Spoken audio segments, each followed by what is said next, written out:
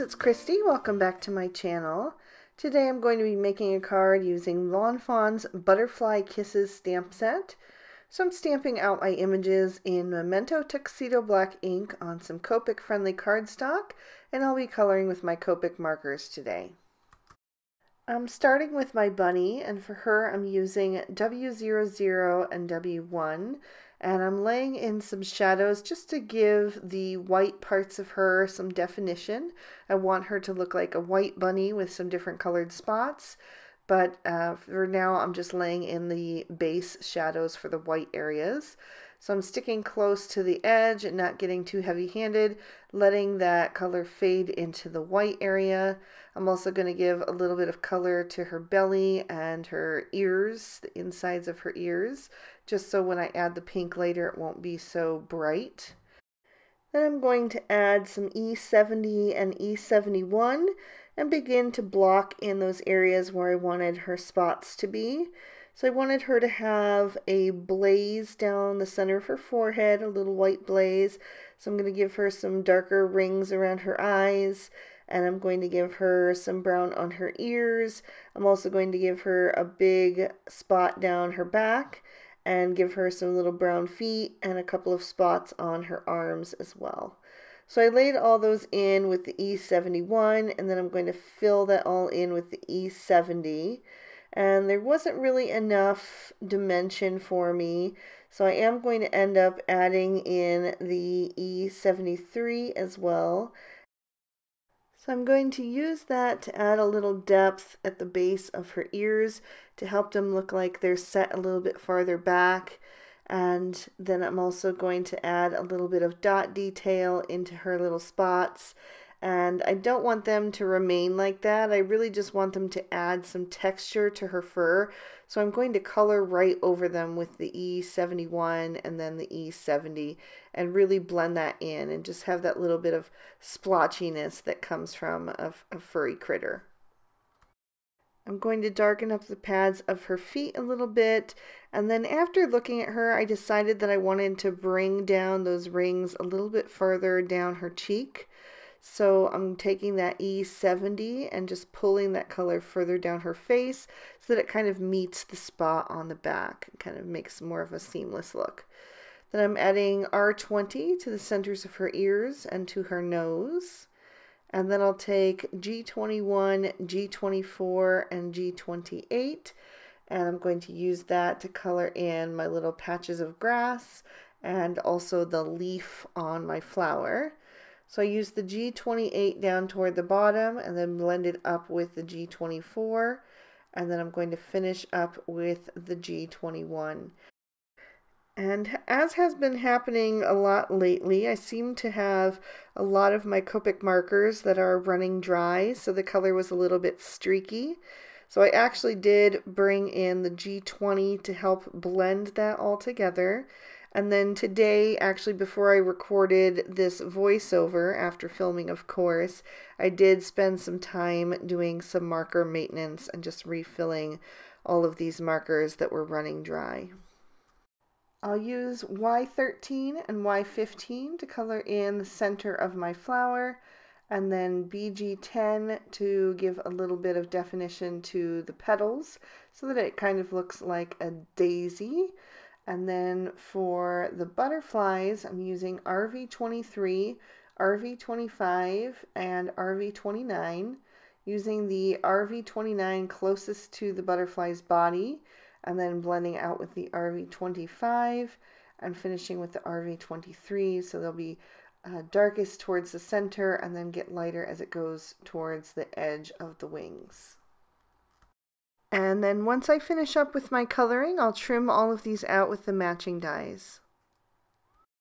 For my focal panel, I've got a piece of white cardstock trimmed down with the Lawn Fawn Fancy Scalloped Circle Stackables. And then I have a piece of the Spiffy Speckles and also a piece of the Really Rainbow Scallops trimmed down with the Stitched Circle Stackables. I'm adding the Really Rainbow Scallop to the bottom of the Spiffy Speckles piece so that it can make a little grass and sky. and then I'm gluing that down to the fancy scallop circle stackables. So I did have a little issue here. I cut that green piece a little too high. I decided to try to go with it. I was in a hurry to finish the video because I had somewhere to be. So I went ahead and went with it at first, but it really just wasn't looking right. So I did end up pulling off that green panel.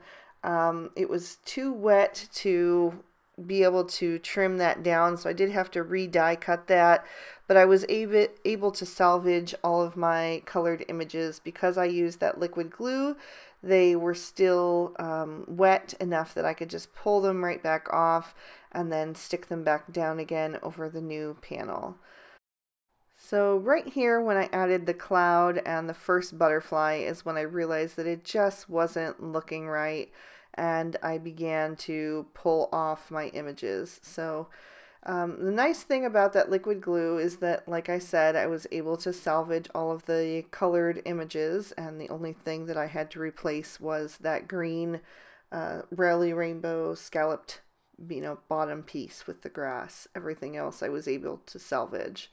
So now that I have that die cut and my images placed down again, I'm just going to finish up by adding my little trio of butterflies.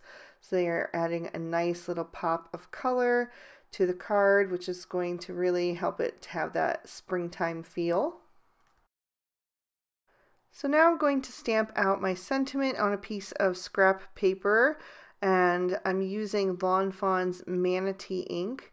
This is a paler gray ink, so I'm going to stamp it a bunch of times until I'm happy with the brightness of the ink. But I thought this kind of paler gray went well with the coloring of the bunny, so it just ties in a bit with that. So once I have that, I'm going to pop my card base in my MISTI as well so I can stamp on the inside.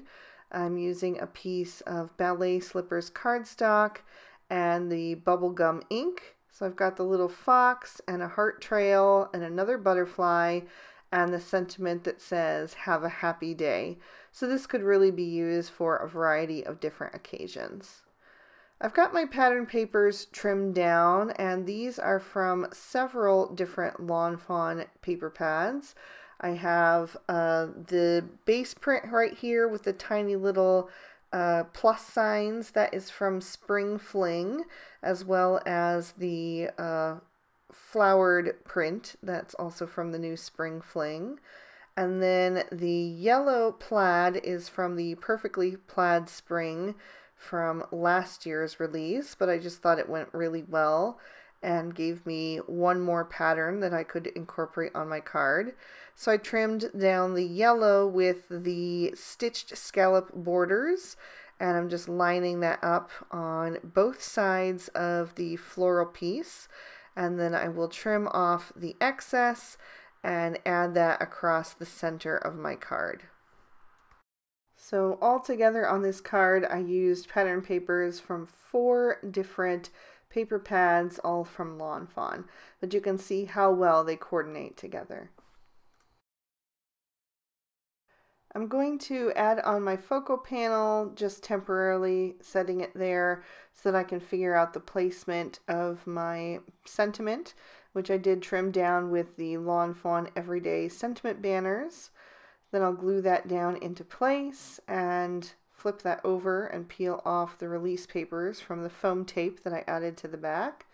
And then I can line that back up and make sure it's nice and straight so that that grass line is level, and then press that down into place. And that is going to complete our card for today. There's another peek at the inside. I decided not to add any embellishment since there was a lot going on with the different patterns of paper already, but I think it turned out super cute and definitely springy. So thank you guys so much for watching. I hope you guys enjoyed. If you did, please be sure to give the video a thumbs up, and you can subscribe to my channel if you haven't already. You can also hit that notification bell if you want to be sure that my videos always end up in your feed. And if you'd like to keep on watching, here's 2 extra videos I thought you might also be interested in, so you can check those out. I hope you all have an amazing day. Bye-bye.